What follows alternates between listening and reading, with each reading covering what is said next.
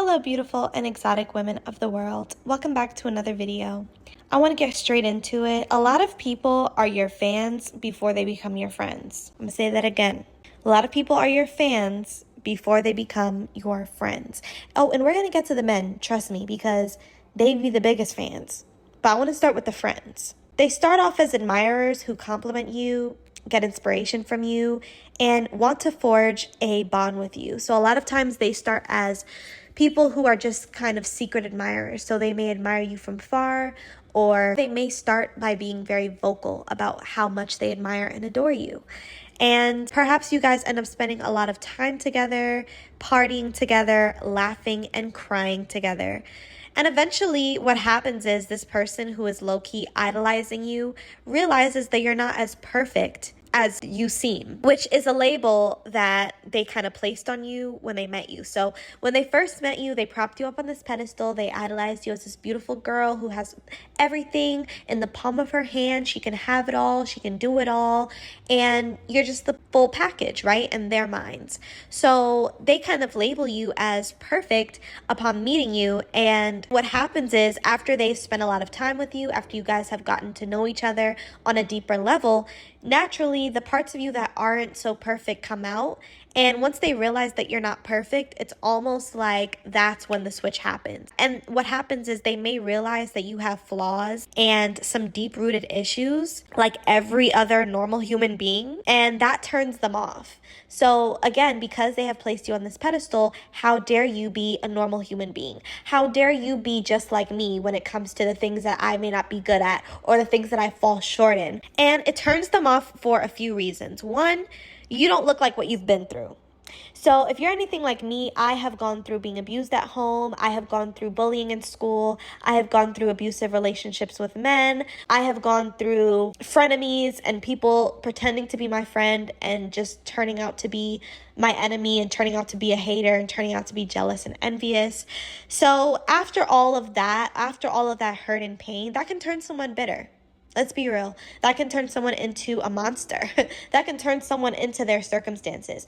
Or it can make you look like you've gone through a lot. So some people, unfortunately, when they go through things in life, it causes their outward appearance to show what they've gone through. So maybe they gain weight or maybe they lose a lot of weight. That happens with me when I'm stressed out and going through it.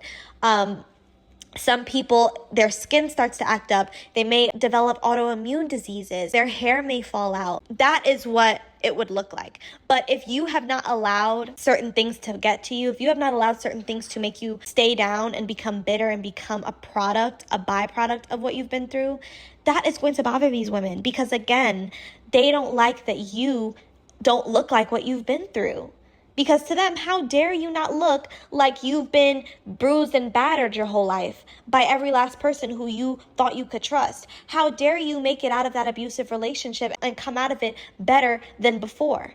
How dare you be slighted and smeared by people who you used to call friends and still turn out to do better than them and level up past those people? You know, sometimes when people learn about your story and learn about the abuse and the trauma that you faced and see how you've been able to kind of climb and claw your way out of it, they're jealous of that.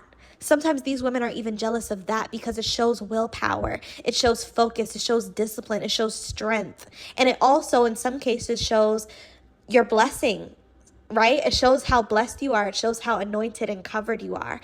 And those women may not have that. They may not have that relationship with God. They may not have the ability to get up after falling down. So that alone can really get under some people's skin. And the second thing would be, despite your flaws, you get treated well and with respect. And in a lot of cases with preferential treatment. So they don't like that. They see that you have flaws. They see that you have shortcomings, things that you may not be the best at, or things that may be quote unquote shameful in their eyes, right?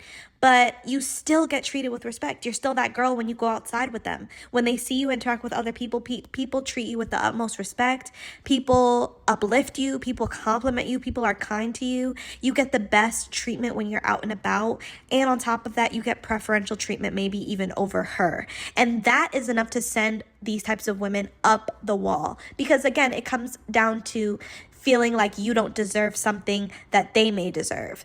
And it's also about them not seeing that their flaws shouldn't be limiting them. If anything, they should lean into whatever they believe or deem to be something that isn't as acceptable. So it bothers them that you present in the world as someone who loves themselves, cares about themselves, and also demands respect when they are dealing with others, something that they probably lack in or couldn't even imagine themselves doing. And then the third thing that turns them off is that they don't think it's fair that you are perfectly imperfect. So you may be loud and proud about accepting your flaws, and you embrace the parts of you that they may have insecurities about if the shoe was on the other foot. But to see you openly and proudly accept the parts of you that are hard for them to accept really doesn't sit well with them, because it's something that is so far-fetched. It's an idea that they cannot relate to.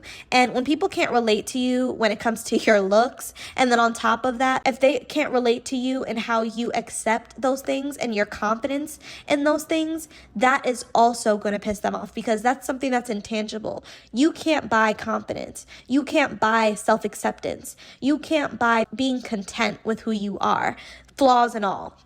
So that's something that is also going to piss these people off and turn them from fans to friends to haters, because they cannot fathom how something that you should be so insecure about is something that you actually love about yourself. Something that you should hate about yourself is something that you celebrate.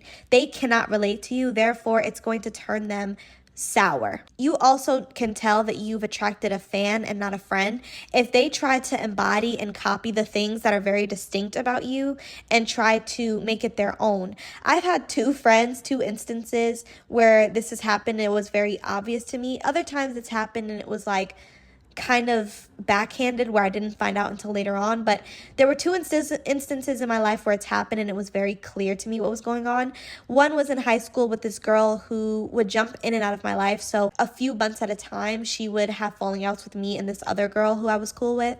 And I was okay with that, because I'm like, whatever, like my life doesn't stop just because you're not in it. But she would always come back around. And the way I was in high school, I was very jokey and I laughed very loudly.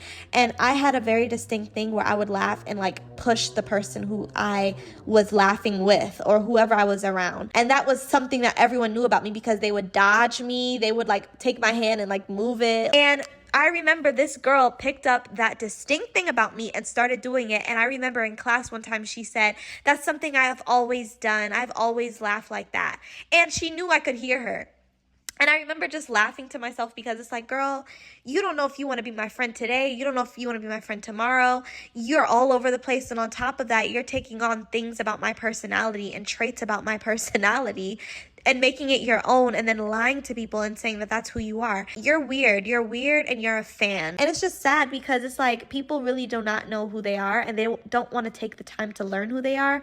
They'd rather just suck your energy dry and use you for inspiration while not giving you credit for it.